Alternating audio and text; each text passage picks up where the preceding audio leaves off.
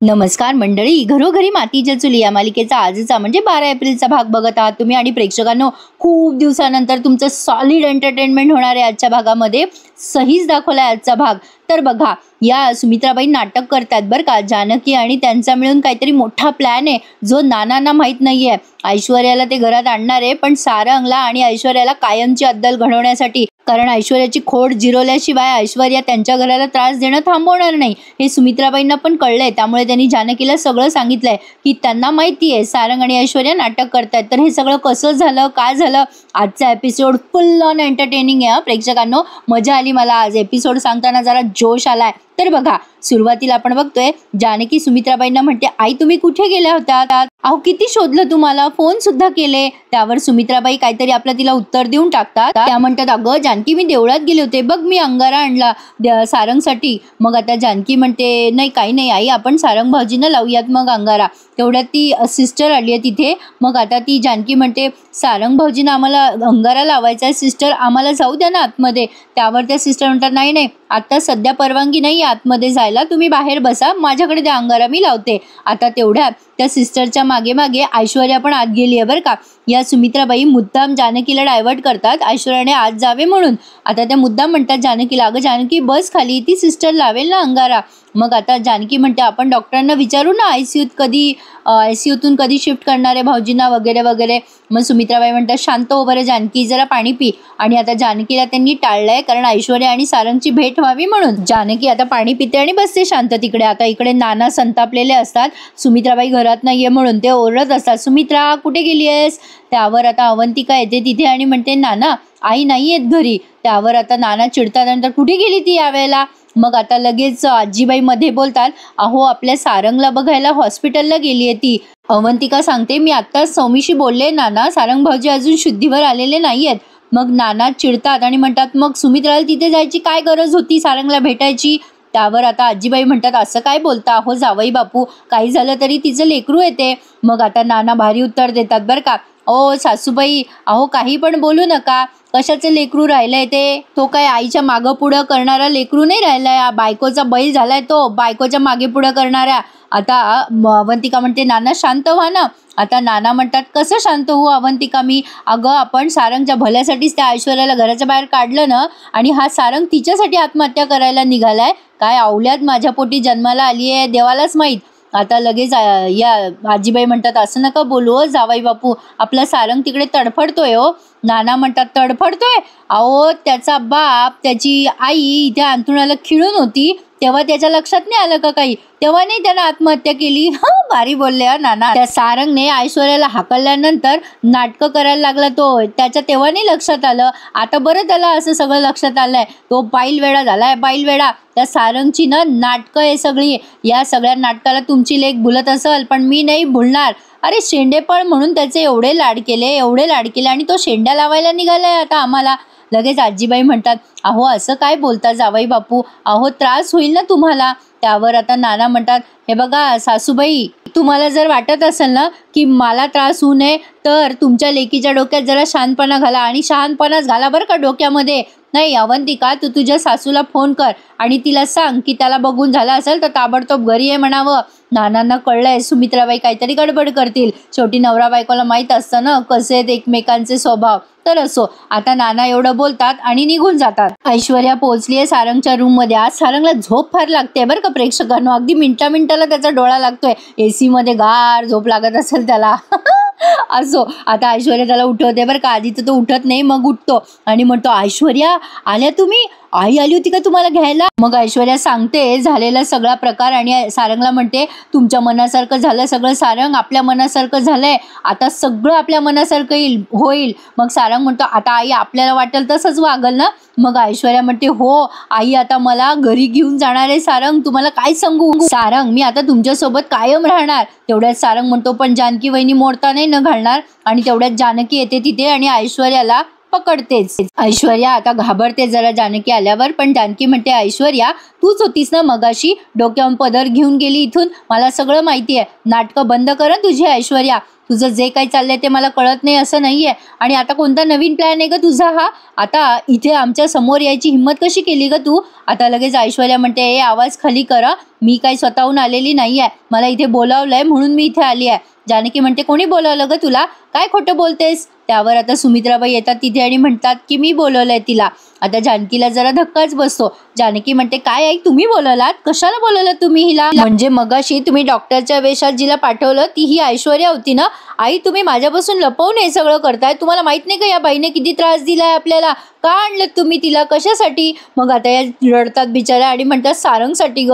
अगं जानकी सारंगसाठी, बघ ना तू, अगं माझा सारंग मरणाशी झुंजत येतोय ग. आता सारंग लागली झोपला पण बर का. सुमित्राबाई म्हणतात अगं जानकी तुला माहिती नाहीये ग, अगं लहानपणी सारंगला ताप चढला ना की त्याच्या आवडीची वस्तू आणून दिली की त्याचा ताप आपोआप बरं व्हायचा ग.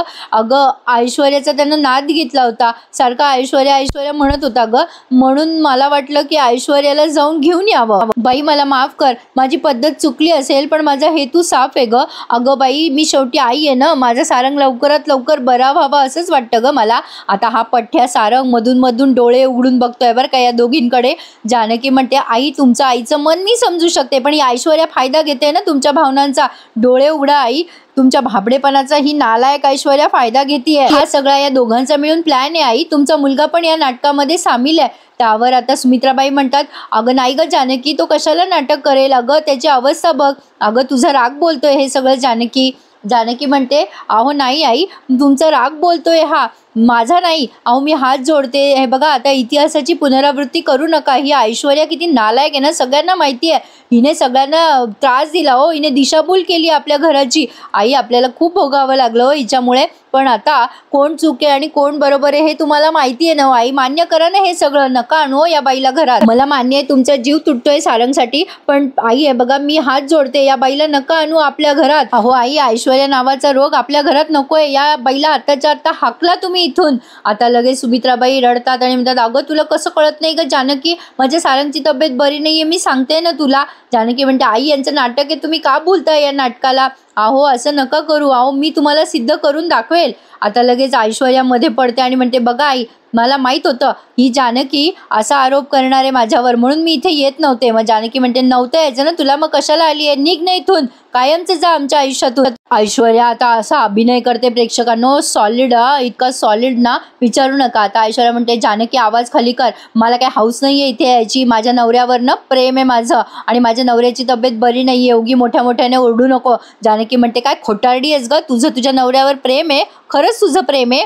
ऐश्वर्या म्हणते मग तुला काय वाटलं, तुझंच तुझ्या नवऱ्यावर प्रेम आहे का, कोणाचं नसतं का? अगं तू जरी मला या घराच्या बाहेर काढलं असेल ना तरी माझ्या सारंगसाठी माझा जीव तुटतो, माझ्या सासूसाठी आणि सारंगसाठी मी इथे आली आहे. सारंगाचा मधून मधून डोळे उघडून बघत असतो, पण पुन्हा त्याला झोप लागते बरं का. आता ऐश्वर्या सारंगजवळ जाते आणि रडायला लागते. आता जानकी इकडे सुमित्राबाईंना सांगत असते की आई हिच्या नाटकाला भूलू नका. ऐश्वर्या सारंगजवळ जाते आणि म्हणते सारंग माझं किती प्रेम आहे हो तुमच्यावर, का केलं तुम्ही असं सगळं? अहो आई हे सगळं काय होऊन बसलं हो? सारंग अहो उठा ना, अहो मी तुमच्यासाठी आले हो. हे सगळं करताना तुमच्या मनात माझा विचार नाही आला का हो सारंग? मला माहिती आहे तुम्हाला खूप त्रास होतोय ना, मी नाहीये तुमच्याजवळ, तुमच्या डोळ्यात पाणी येतं ना, मी तुमच्याजवळ नाहीये. सारंग उठा ना, उठा उठा सारंग, तुमची ऐश्वर्या आली आहे तुम्हाला भेटायला, उठा ना सारंग. आता सारंगला झोप लागलेली असते बरं का, आता ती काही उठे ना. आता या ऐश्वर्या उठा ना सारंग उठा, पण तो काही उठे ना. शेवटी ऐश्वर्या त्याला चिमटा घेते जोरात जे कोणाच्या लक्षात येत नाही. या सुमित्राबाई म्हणतात उठ रे बाळा, तुझ्या ऐश्वर्याला आणलंय मी तुझ्यासाठी. सारंग जोरात ओरडतो आता लगेच ऐश्वर्या म्हणते आई आई जागे झाले हे त्याला चिमटा जोरात लागलाय. ऐश्वर्या म्हणते आई आई आले शुद्धीवर सारंग, आले आले. सारंग लगेच चेहऱ्याचे एक्सप्रेशन बदलतो. मग सुमित्राबाई म्हणतात सारंग अरे आता बरं होय, बरं आता तुझी बायको आली. मग लगेच जानकी म्हणते आई बरं व्हायला यांना काही व्हायला पाहिजे ना. काय हो भाऊजी तुम्हाला नाटकं करायला लाज नाही वाटत का? मी जाऊन आले तुमच्या खोलीत, मला स्क्रूड्रायव्हर सापडलाय. आता जानकी पुढे काही बोलणार तेवढंच सारंग लगेच छाती धरून करायला लागतो. आता लगेच सुमित्राबाई म्हणतात अगं जानकी शांत हो, त्याची अवस्था बघ. आता जानकी म्हणते अहो कसली अवस्था, अहो हे नाटकं करताय, मला बोलू देत नाहीये. काही संबंध नाहीये हो यांचं दुखायचा. आता लगेच सारंग लागले ह करायला लागतो, दुखायचं नाटक करतो. आता या सुमित्राबाई जानकीवरच चिडतात बरं का. आता हे सगळं त्यांचं नाटक आहे प्रेक्षकांनो, मी तुम्हाला आधीच एक्सपोज करते या गोष्टी. सुमित्राबाई जानकीला म्हणतात, जानकी तू घरी जा बरं आणि आराम कर घरी जाऊन. हे बघ मी आई म्हणून सगळे प्रयत्न करणार आहे. तुझा ऋषिकेश असता या जागेवर तर तू काय केलं असतं. जानकी म्हणते, तुझा ऋषिकेश? तुमचा कोणी नाही का आई? काय हो, तुमचा ऋषिकेश या जागी असता ना तर तुमचा ऋषिकेश असा कधीच वागला नसता तुमच्याशी. आणि मी या जागी असते ना तर मी तुमच्याशी असं कधीच वागले नसते. मी एवढी पोटतिडकीने तुम्हाला समजून सांगते तर तुम्हाला माझं ऐकायचं नाहीये ना आई. जाऊ द्या, गोंधळ घाला, निमित्त काही असो, तुम्ही ऐश्वर्याला इथे आणलंय ना, तुम्हाला ऐश्वर्या हवी आहे, मी इथून तुम्हाला जायला पाहिजे ना, मग मी जाते. कशाला तुम्ही त्रास करता आई. हे बघा, एक लक्षात ठेवा, जे घडतंय ना ते अत्यंत चुकीचं घडतंय. तुम्ही तुमच्या मुलाचं ऐकताय ना, आता मी माझ्या आईंचं ऐकते. मी जाते इथून बाहेर, पण या सगळ्या गोष्टीमुळे तुम्हाला भोगावं लागणार आहे. आता जानकी ऐश्वर्या आणि सारंगकडे बघते आणि म्हणते, काळजी घ्या तुमच्या खोट्या आजारपणाची. जानकी आता असं बोलून निघून जाते. सारंग लगे कणायला लागतो, आई ग मला बरं असं येतं सारंगचं. प्रेक्षकांना मजा येते बघायला. आता लगेच सुमित्राबाई त्याची काळजी घेतात. मग आता जानकी बाहेर आल्या आल्या ऋषिकेशच्या गळ्यात पडून रडते. ऐश्वर्याचा हेतू सफल झाला म्हणून ऐश्वर्या अशी हसत असते मनाशी. मग आता ही जानकी रडते तेव्हा सौमित्र आणि ऋषिकेश विचारतात, काय झालं अगं सारंग, ठीक आहे ना. मग आता जानकी म्हणते, अहो मला ना माझं उत्तर मिळालंय. आता आपली ना इथे गरजच नाहीये. सारंग भाऊजींनी मूर्ख बनवलंय आपल्याला. ती ऐश्वर्या आली आहे त्यांना भेटायला. आता मात्र ऋषिकेश टेन्शनमध्ये, सौमित्र टेन्शनमध्ये. आता बघा, जानकी म्हणते, एवढा वेळ त्यांना शुद्ध नव्हती येत, ऐश्वर्या आल्या आल्या जागे झाले ते. मग आता लगेच ऋषिकेश आणि सौमित्र चिडतात. ऋषिकेश म्हणतो, लाज वाटते का रे या सारंगला असं वागायची. सौमित्र म्हणतो, थांब आता त्या सारंगला जाबच विचारतो. मग आता जानकी म्हणते, जाऊ द्या ना भाऊजी, या सगळ्यातनं खूप वाईट वाटतंय हो मला, पण आपल्या आईंसाठी जाऊ द्या ना हो, आपलेच दात आणि आपलेच ओठ. आपल्या आईंनीच आणले त्या ऐश्वर्याला इथे, नका जाऊ आतमध्ये, आपल्या आईंनीच केलं हे सगळं. आता हा सौमित्र म्हणतो, काय हे कसं शक्य आहे, आईने का ठरवलं परस्पर. मग ऋषिकेश म्हणतो, अरे तुला धक्का बसला असेल सौमित्र, पण मला काही नवल नाही वाटलं त्यांच्या वागणुकीचं. हे सगळं होणारच होतं. तू सांग बाबा जानकी, आता काय करायचंय. मग आता जानकी सांगते, अहो आईंना वाटतंय की ऐश्वर्यामुळे सारंग बरा होणार आहे, आपली काही गरज नाही आहे ऋषिकेश, आपण आता घरी जाऊ. नाही, ती ऐश्वर्या आहे ना इथे, ती सांभाळेल सगळं. जानकीने बिल पण ऐश्वर्याच्याच माथी मारायला पाहिजे होतं. असो, मारलंही असावं कदाचित, कारण हे सगळे तिथे नव्हतेच. मग आता ऋषिकेश म्हणतो, एवढे प्रयत्न केले आपण तिला घराबाहेर काढायचे आणि काढलं सुद्धा. मग आता सौमित्र म्हणतो, हो ना, या सारंगला काही समजतच नाही. मग जानकी म्हणते, आई तर तिच्या मुलासाठी प्रयत्न करते हो, पण सारंग भाऊजी याचा गैरफायदा घेताय आणि आई काही सांगण्याच्या समजण्याच्या मनस्थितीत नाहीये. आपण आता घरी जाऊयात भाऊजी आता, असं म्हणून निघून जातात. इकडे हा डॉक्टर कोणत्या ग्रहावरून आणलाय कोणाच ठाऊक. प्रेक्षकांना काय म्हणतं माहितीये का, बरं झालं तुम्ही या मॅडमला इथे आणलं, त्यामुळे यांची तब्येत रिकवर झाली. म्हणजे सगळ्या गोळ्या, सगळ्या औषधं फेकून द्या म्हणावं, जे आवडतं ते माणूस उभं केलं की आपोआप बरं होऊन जातं ना. ठीक आहे, एक सायकोलॉजी असते, पण काही इतकं ओव्हर. आता सारंग लगेच म्हणतो, मला आता बरं वाटतंय. बरं आई, तू ऐश्वर्याला आणलं ना. मग सुमित्राबाई म्हणतात, आमच्या सारंगला डिस्चार्ज मिळेल का आता. सारंग लगे काढकन उभं राहिलाय बरं का. आणि म्हणतो कसा, माझी आई ऐश्वर्याला घेऊन आली ना डॉक्टर, म्हणून मला बरं वाटतंय हो. आता ते डॉक्टर पण कौतुक करतात सुमित्राबाईंचं आणि सुमित्राबाईंना सांगतात सुद्धा की घेऊन जा तुम्ही घरी आता यांना, आणि त्यांना काही मानसिक धक्का देऊ नका, त्यांच्या मनासारखं होऊ द्या. म्हणजे ऐश्वर्या त्याच्या बोकांडी बसणारच आहे थोडक्यात. एक गंमत करते प्रेक्षकांनो मी. पण असो, आता जानकी ऋषिकेश बाहेर रस्त्याने डिस्कस करताना दाखवलेत. जानकीला माहिती आहे आता सगळं बर्बाद होणार आहे, पण सारंगने असं का केलं असेल हे त्यांना समजेना. आता ऐश्वर्याने सारंगला असं करायला भाग पाडला असेल हे एक त्यांचा अंदाज आहे. मग शेवटी सौमित्र म्हणतो, जाऊ दे ना वहिनी, तू कशाला चिडचिड करते. मग जानकी म्हणते, जाऊ द्या ना, जी घाण घराबाहेर काढली तीच घरात येणार आहे. आता ही ऐश्वर्या या सुमित्राबाईंशी बोलते बरं का. सुमित्राबाई सही करत असतात डिस्चार्ज पेपरवर आणि ऐश्वर्या त्यांना आठवण करून देते, आई तुमच्या लक्षात आहे ना मी तुम्हाला काय अट घातली. आणि आता इथे आपल्याला तो पास दाखवला. जेव्हा सुमित्राबाई ऐश्वर्याच्या घरी जातात तेव्हा ऐश्वर्या त्यांच्याकडून वचन घेते की आई माझी ही अट आहे की तुम्हीच मला मानाने सून म्हणून घरी घेऊन जाल, तुम्हाला ही अट मान्य आहे का. आता सुमित्राबाईंना तर आधी टेन्शन येतं की असं कसं करावं, पण मग त्या म्हणतात ठीक आहे, माझ्या मुलाच्या तब्येतीसाठी मी तुला मानाने घरी घेऊन जाईल. तर अशी ही हिची कॅज्युअल अट आहे, एवढी काही विशेष नाही. मला वाटलं काय एवढं अटबीट घातली असेल हिने. असो, तर आता बघा प्रेक्षकांनो, सुमित्राबाईंना ती अट आठवते. मग ऐश्वर्या पुन्हा म्हणते, आई तुम्हाला माझी अट लक्षात आहे ना? मग सुमित्राबाई तिच्या हातात हात देत म्हणतात, हो मला तुझी अट मान्य आहे. आणि आता बघा प्रेक्षकांनो, इकडे नाना सॉलिड संतापलेले असतात. सुमित्रा नाना म्हणतात, कोर्टात या बाईचं नाव घेतलं असतं ना मी तर बरं झालं असतं, तिथल्या तिथे या बाईचा न्याय निवाडा झाला असता, हिला शिक्षा तरी झाली असती. नाही मला एक कळत नाहीये, सुनीताने काय डोकं गहाण ठेवलंय का तिचं? सुमित्राने म्हणतात त्या. तर आता ती ऐश्वर्याला त्या दवाखान्यात का आणतीये सुमित्रा, मला कळतच नाहीये. मग आता जानकी म्हणते, अहो नाना आपल्या आईंचा दोष नाहीये, पण ती ऐश्वर्या ती कशी आपल्याला माहिती आहे ना, ती आज हॉस्पिटलला आली पण आता ती उद्या आपल्या घरापर्यंत नक्की येणार.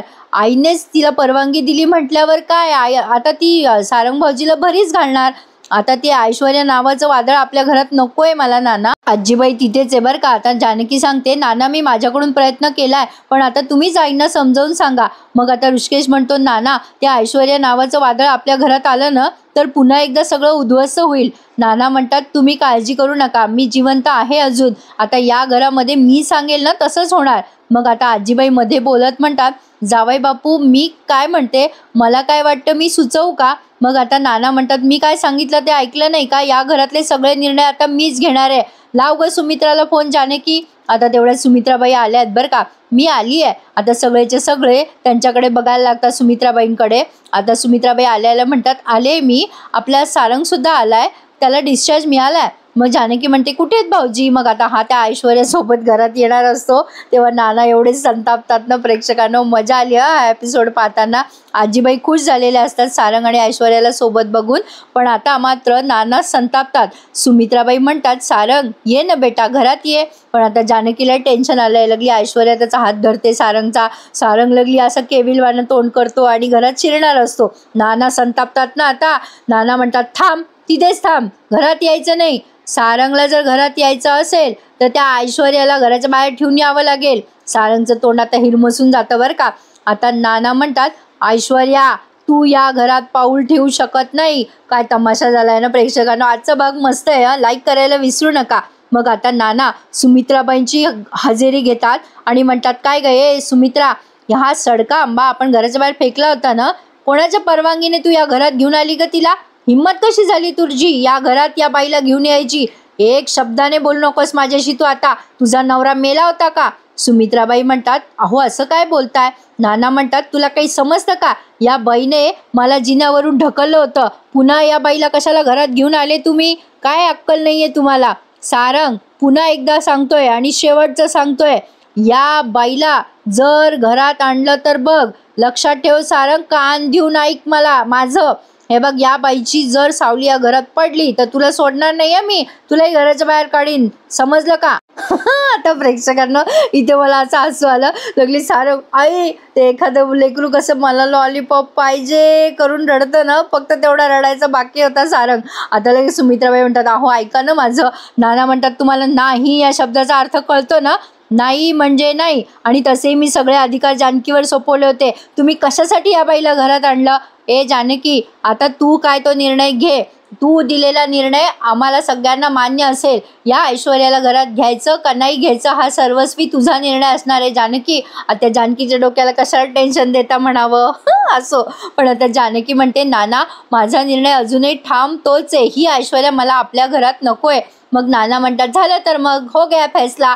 मग सुमित्राबाई म्हणतात, नाही नाही मला हे नकोय, मला जानकीशी बोलायचंय, मला एकांतात बोलायचंय. नाना म्हणतात, आता एवढं सगळं झाल्यावर तुला एकांतात काय बोलायचंय जानकीशी? मग ऋषिकेश म्हणतो, नाही नाही आई, जे काय बोलायचं ते सगळ्यांसमोर बोल.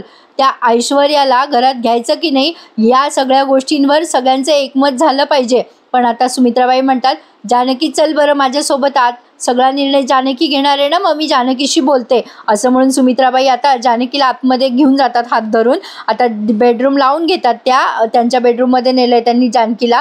जानकी गेल्या गेल्या म्हणते, आई तुम्ही चुकीचं वागलात, तुम्ही तिला कशाला घरात घेतलं ऐश्वर्याला? अहो ती कशी आहे तुम्हाला माहिती आहे ना, तिने नानांना ढकललं, जीवे मारायचा प्रयत्न केला. तुम्हाला एवढं सगळं माहीत असून सुद्धा तुम्ही तिला घरात घेताय आई. अहो ती जीवावर उठली आहे आपल्या सगळ्यांच्या. तिने लिमिट क्रॉस केलाय. ती विषारी साप आहे आई. अहो तुम्हाला विषयाची परीक्षा घ्यायची आहे का? तिची हिंमत कशी झाली आपल्या उमऱ्यापर्यंत यायची? अहो सारंग भाऊजीचं नाटक आहे हे सगळं. आता ही जानकी सांगते बरं का, ते स्क्रूड्रायव्हर डिल्लं होतं वगैरे वगैरे, सारंगने हे सगळं नाटक केलंय. मग आता सुमित्राबाई ते सगळं ऐकतात आणि म्हणतात, जानकी तुला काय वाटतं, ऐश्वर्या आणि सारंगचं नाटक आहे हे मला माहिती नसेल का? आता जानकीला शॉकच बसतो. आई काय बोलताय तुम्ही, तुम्हाला सगळं माहिती आहे? मग आता सुमित्राबाई म्हणतात, हो जानकी मला कळलंय, ऐश्वर्या आणि सारंग नाटक करताय आणि प्रेक्षकांनो या सस्पेन्सवर त्यांनी हा एपिसोड इथे संपवलाय. आता पुढच्या भागामध्ये आपण बघणार आहोत. नाना म्हणतात, अगं तुला काही अक्कल आहे का सुमित्रा? ज्या बाईने मला ढकललं त्या बाईला तू घरात आणलं. अगं तुझ्या पोराच्या आनंदाचा तू विचार केला ना? अगं तुझ्या नवऱ्याचा विचार नाही करावा असा वाटला ना तुला? म्हणजे नवऱ्याचा मान ठेवला बाजूला आणि स्वतःची आई जिंकून घेतली ग तू. बायको सबशेल मारली. तू किती मोठी चूक केली आहे ना सुमित्रा, हे तुला लवकरच कळेल. त्या बाईला घरात घेतलंय ना तू, चुकलंय तुझं. मग आता जानकी म्हणत असते, आई आपण लवकरच ऐश्वर्याचं नाटक बाहेर काढू आणि सारंग भाऊजीच्या आयुष्यातून कायमचं त्या ऐश्वर्याला दूर करू, असं या दोघींचं प्लॅनिंग चालू आहे. पण या सुमित्राबाईंच्या मनात कुछ तो गडबड आहे. म्हणजे या शेवटच्या प्रोमोच्या वेळेला मी थोडं नोटीस केलं प्रेक्षकांना, म्हणजे त्या हे सगळं नाटक करतायत जानकी सोबत मिळून, पण त्यांच्या मनामध्ये काहीतरी झोलाड आहे प्रेक्षकांनो. बघूयात आता नेमकं काय काय घडतंय. पण ऐश्वर्याला घरात घेऊन यांनी चूक केली आहे हे मात्र खरं आहे. तर आजचा एपिसोड चांगला होता की नाही, छान दिला ना मी? मग एखादं लाईक करा नक्की, आपल्या चॅनलला सबस्क्राईब करा आणि जास्तीत जास्त हा व्हिडिओ शेअर करा. ज्यांना कोणाला ही मालिका आवडते ना त्यांना माझा व्हिडिओ नक्की शेअर करा. या व्हिडिओची लिंक खाली असते, शेअर या सेक्शनमध्ये गेल्यावर तुम्हाला दिसेल. तर प्रेक्षकांनो भेटूयात उद्या पुन्हा एकदा. तोपर्यंत धन्यवाद.